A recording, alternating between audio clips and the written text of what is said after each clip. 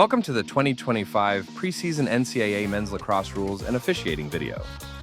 This presentation contains significant rules changes for the upcoming season, points of emphasis, and officiating guidance. Numerous video examples have been selected to illustrate and enhance the understanding of the rules for officials, coaches, and student athletes. Please note that there was no intent to embarrass any institution, coach, student athlete, or official with the selection of these clips. The Rules Committee would like to bring the following items to the attention of the men's lacrosse community through the points of emphasis. A full list of the points of emphasis can be found in the 2025 and 2026 NCAA Men's Lacrosse Rules Book. Players are required to wear their equipment properly. There is zero tolerance for helmets coming off during live play. In addition, other equipment including shoulder pads, chest protectors, gloves, and arm pads must be worn as designed. Head coaches will certify during the pregame meeting with the game officials that their team is properly equipped. The pregame equipment certification by the head coach and official shall act as the team warning. NCAA lacrosse is continuing to see trends of screening on the offensive side of the ball.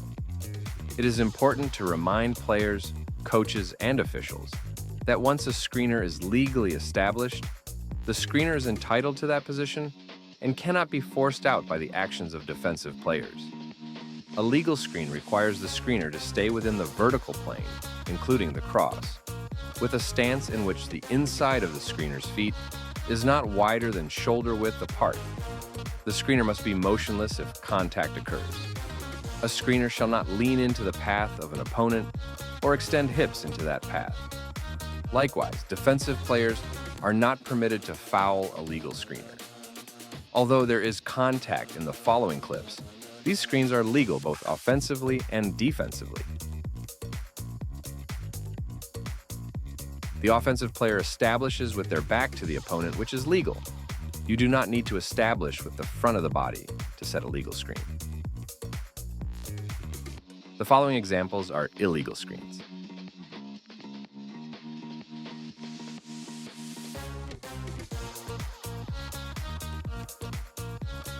The use of the free hand or arm to push or control the cross or body of an opponent is a concern of the Rules Committee. In the following clip, number 51 in white uses the free hand to push the defender's cross away in an attempt to gain possession of the ball. The player in possession uses their free hand to gain an advantage.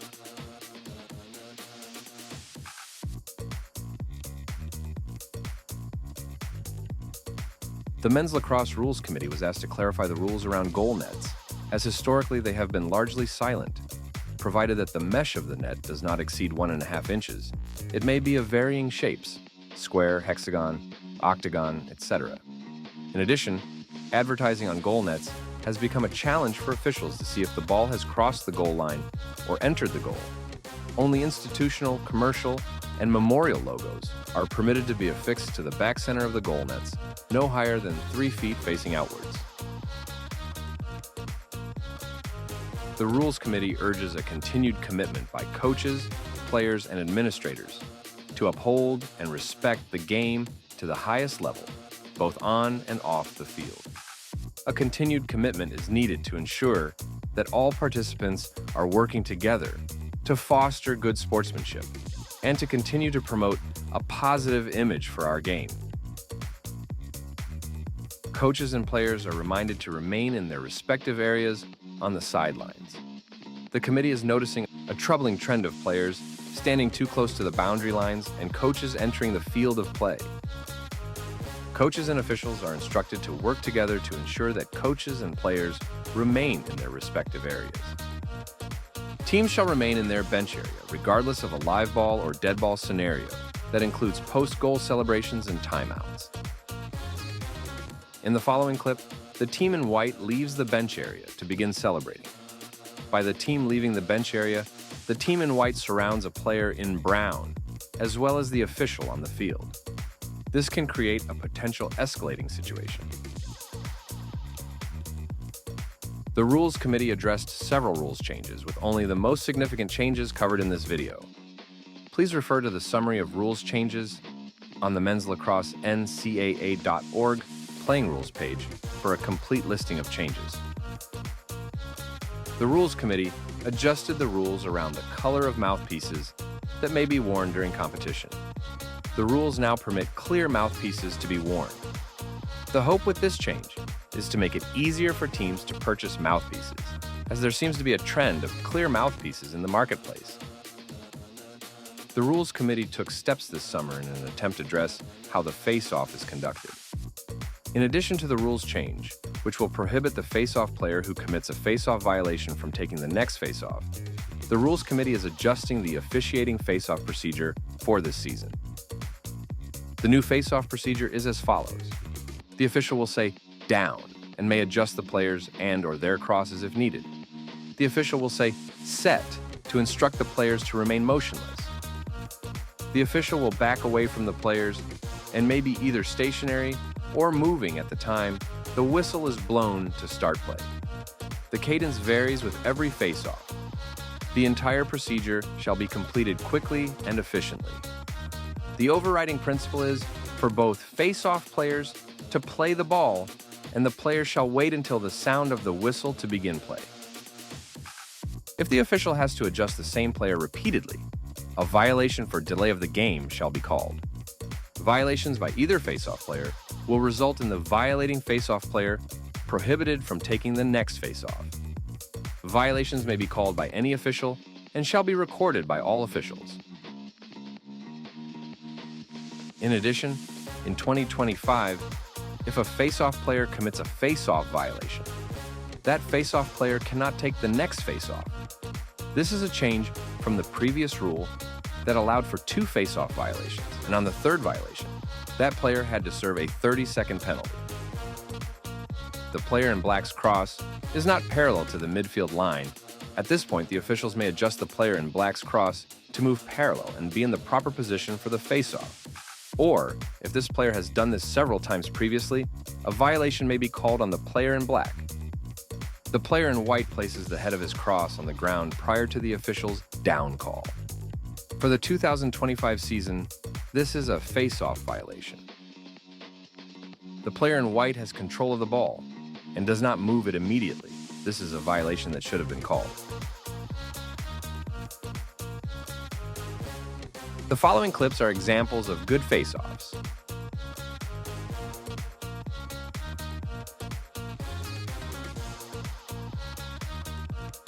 The Rules Committee is providing additional clarification around defensive players at the midfield line. Defensive players may only legally bat the ball with their cross to keep it in the offensive half of the field.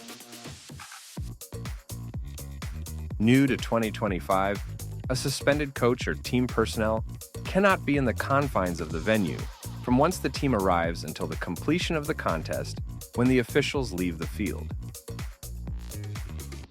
New this season is Rule 436, which allows a coach's challenge for any items listed in Rule 433 at any point during the game. Referee discretion may be used only during the last 4 minutes of regulation or any overtime period.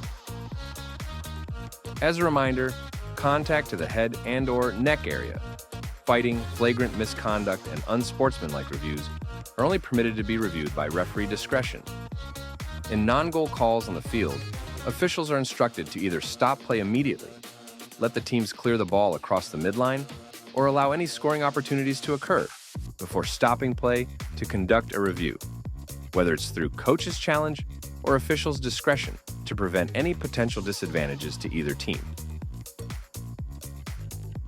The Rules Committee felt that the implementation of video review was successful during the 2024 season. As the season went on, reviews were conducted less often and more efficiently than at the beginning of the season.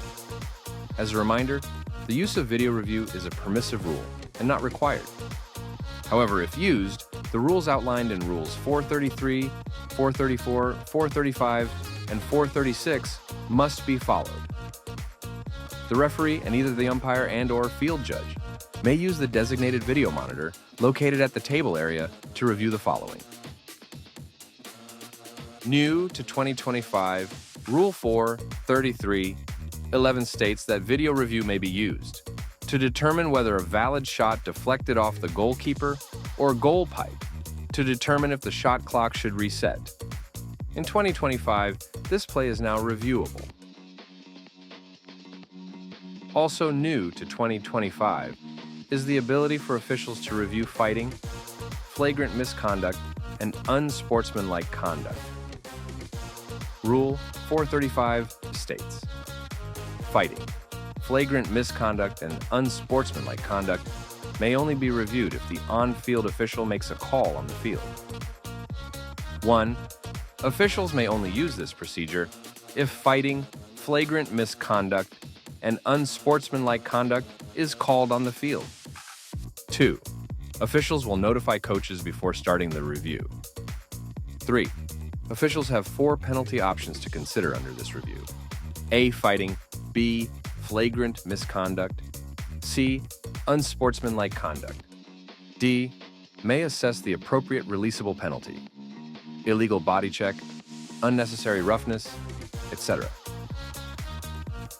Should the officials determine that another infraction occurred, they may not assess that penalty by video review. However, if the officials determine that fighting, flagrant misconduct, or unsportsmanlike conduct did occur, they may enforce those penalties under this rule. As a reminder, by referee's discretion, officials may review contact to the head and/or neck area. Here, the officials called a 1-minute indirect contact to the head on the field. After review, the officials determined this, a 2-minute direct contact to the head penalty occurred. Great job by the officials on this play. The following are examples of offensive players using legal dodges and correct actions while diving without landing in the goal mouth.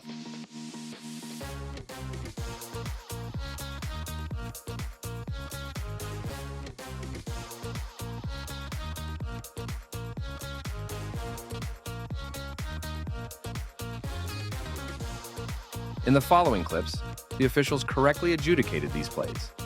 Players took bad angles and entered the goal mouth with either legal or no contact by the defense. These are no goals.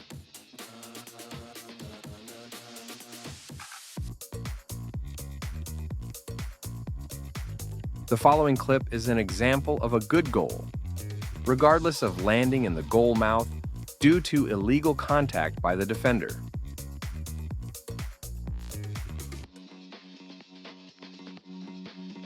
As a reminder, during a live ball scenario within the scrimmage area, anytime a player's helmet comes off their head, officials will stop play immediately, and that player is required to leave the field of play. They may not return until the next dead ball after the restart of play.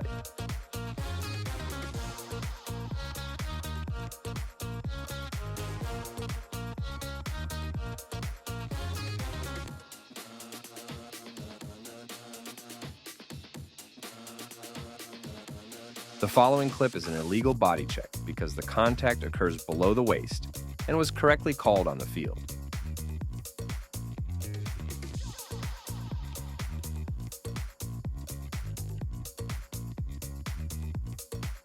This is a clear example of an illegal body check to a player on the ground. This was correctly penalized on the field.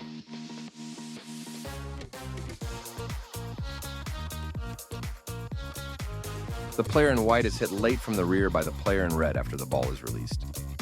This is unnecessary roughness on the player in red, which was correctly called by the officials on the field.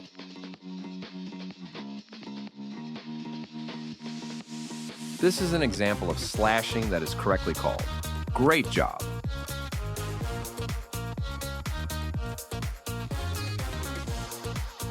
Thank you for your attention. Good luck this season.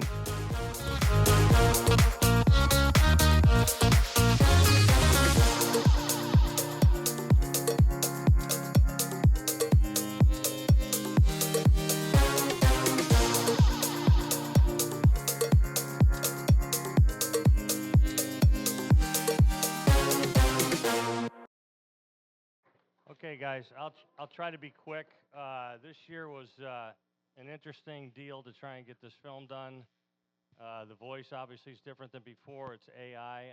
Don Zimmerman is here. I want to thank Don for all his work with Jay Fitzwater from the NCAA to get those films together to do that, to try and piece that together with AI instead of a real voice. was a little bit of a trick to try and get that done. We probably had 3 or 4 revisions, including a couple of them till just a couple days ago. So this thing's hot off the press. It will be, and I'm going to go back just a little bit to tell you real quick because it's my job to do this.